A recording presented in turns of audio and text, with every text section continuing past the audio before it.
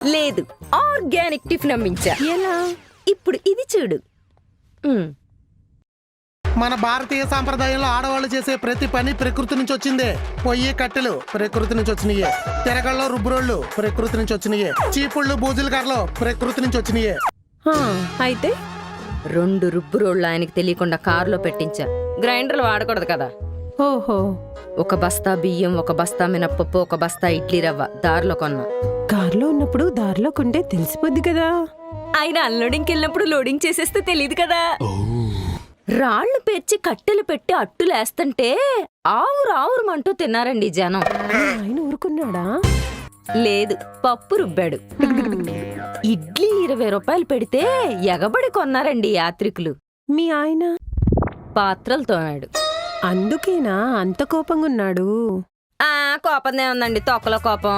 ఖర్చు లేకుండా వస్తుంది, కష్టాలు ఎట్టిపోద్ది.